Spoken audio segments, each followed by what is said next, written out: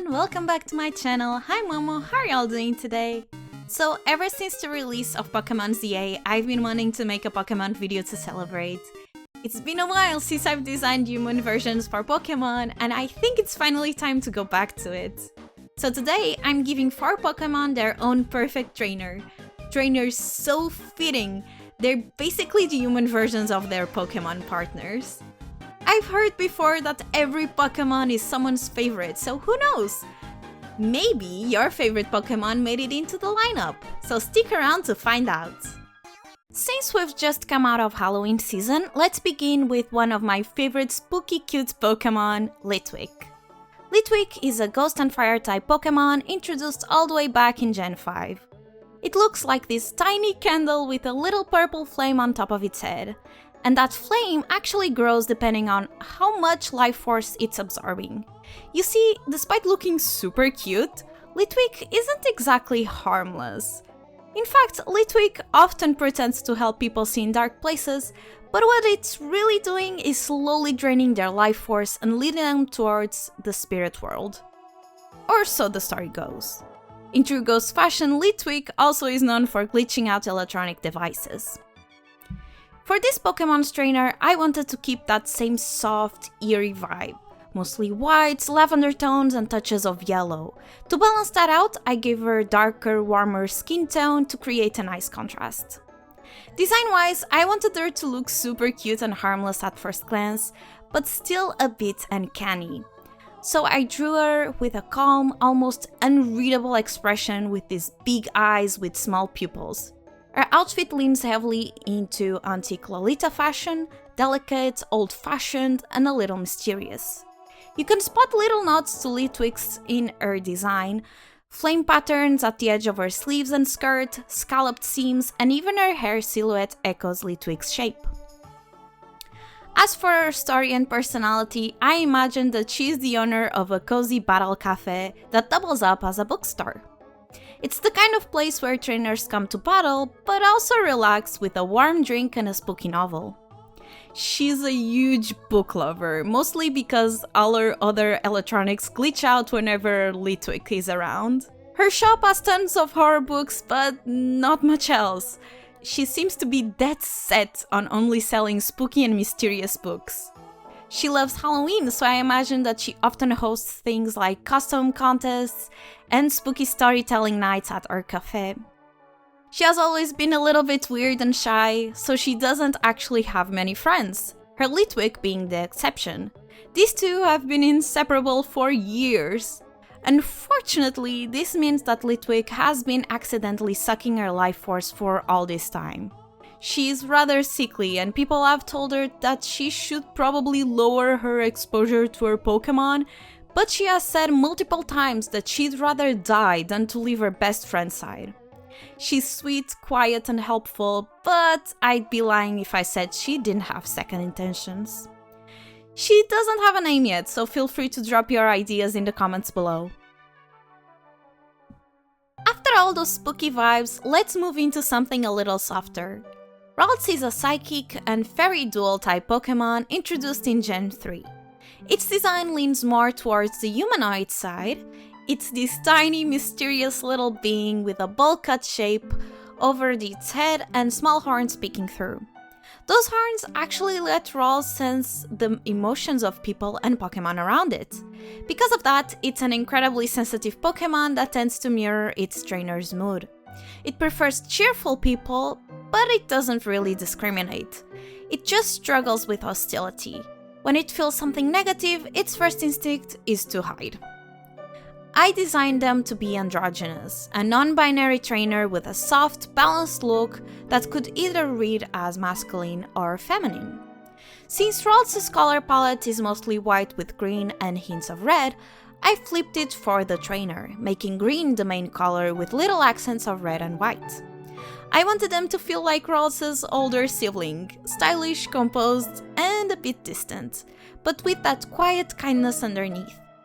Most of the time people seem to translate Ralts' legs as a long gown, but to me they read more as white bottom pants, so that's what I decided to give them. Despite looking distant, this trainer is actually a very sweet and cheerful person.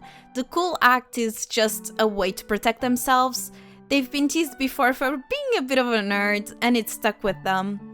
Their design is also inspired by Mob from Mob Psycho, exactly because I wanted to allude to this more shy and reserved side. They're a total fashion nerd, not the I love cute clothes kind, but the I can tell what fabric this was made from kind. They obsess over materials, stitches, and design history. It's their dream to become a fashion designer in Lumiose City. With their Ralts though, they completely drop the facade. They only show their most vulnerable self with them. They also spend a lot of time together. They even sew little outfits for Ralts and do photo shoots together. And they post them online under a secret pseudonym where they actually have a decent following. They don't have a name yet, so feel free to drop your ideas in the comments below. And now get cozy because our next Pokemon is Teddiursa. Teddiursa is a normal type Pokemon introduced in Gen 2. This Pokemon looks just like a teddy bear with orange-brown fur, round ears, a puffy tail, and a pale yellow crescent moon marking on its forehead. Teddiursa is often seen licking its paws, sometimes to calm itself down when it's stressed, but also because, well, its paws taste like honey. They can even produce their own honey, though they're also known to sneak a little extra from nearby combis. Like real bears, they live in forested mountains and love to hoard food for the winter. When designing Teddiursa's perfect trainer, I kept the color palette mostly the same as the Pokemon: honey browns, golden tones, and pale yellows. Her hairstyle is a direct callback to Teddiursa's silhouette, with two space buns like little bear ears, with deep brown swirls, and a pale yellow swirl in her bangs to echo the moon marking. I wanted her outfit to look like something that she could go out with, and at the same time, comfortable enough to take long naps in. I added moon and star pins to her collar to tie back to Teddiursa's lunar motif, and she wears slippers because, honestly, that's probably the only type of shoes she'll wear without complaining. She's a very young trainer. I imagine her as a child because I wanted their bond to feel like that of a kid and their favorite stuffed toy. She's a happy, sweet little girl who absolutely adores her Teddiursa and refuses to go anywhere without them. Like her Pokemon, she has a major sweet tooth. Her parents run a bakery, so she's constantly surrounded by pastries and treats. She's not really supposed to eat them all the time, but she can't resist sneaking a few while they're cooling, especially to share with Teddiursa, her best friend. And I'm not gonna lie, I think this kid has licked Teddiursa's paws at some point to find out if they really taste like honey. They do, but her mom made her promise to never do that again. She's still too young to go to school, so she spends most of her time either at her family's bakery or at her grandma's house, where she plays with Teddiursa and takes long naps. I like to believe that this little girl is afraid of the dark and afraid of having monsters hiding in her closet or under her bed. So her mom always leaves a little jar of honey next to her. Since Teddiursa's crescent moon glows when it's near honey, it doubles as her nightlight, keeping her room softly lit and monster-free. She doesn't have a name yet, so feel free to drop your ideas in the comments below. And finally, let's talk about the adorable Snorunt. Snorunt is an Ice-type Pokemon introduced back in Gen 3. It's this tiny black creature wrapped in a yellow and orange cloak, almost like a little winter traveler. Despite what you'd expect, Snorunt can actually adapt really well to different temperatures. It's more common to see them in cold regions, but they can live in warmer areas too. The Snorunt is surprisingly a very social creature, often traveling in groups of 5. According to the legend, if your home were to be visited by a Snorunt, your family would prosper for generations to come. When I started designing Snorunt's perfect trainer, I wanted to keep that balance between warmth and cold.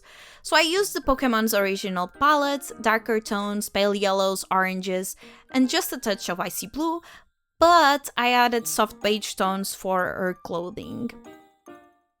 I drew her with a very stressed out expression as a callback to Snorunt's iconic quote-unquote smile.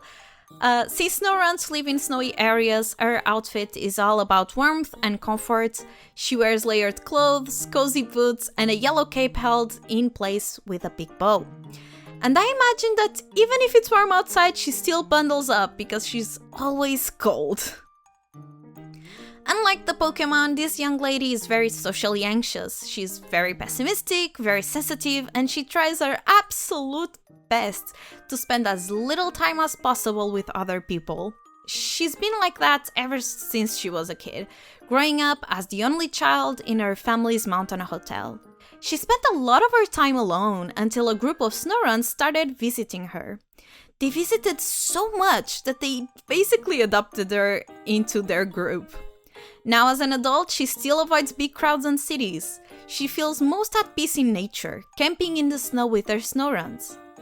That's her favorite thing in the world, those quiet winter nights where it's just her, the soft snow, and her precious Snowrunts huddling up in their tent. She doesn't have a name yet, so feel free to drop your ideas in the comments below. And that's all I have for today. If you want to support the channel and help me keep making videos like this, you can join my channel memberships. Members get early sneak peeks of upcoming videos and personal projects, exclusive emojis and loyalty badges, and even a shoutout at the end of my videos just like this. Thank you so much to Sunny's Art in the Sky for supporting the channel. Your support means the world. If you wanna see more stuff from me, I'm also on Instagram and Twitter at momopurin_chan, on Kara at momopurin, and on Blue Sky at momopurin-chan. Thank you so much, and until next time,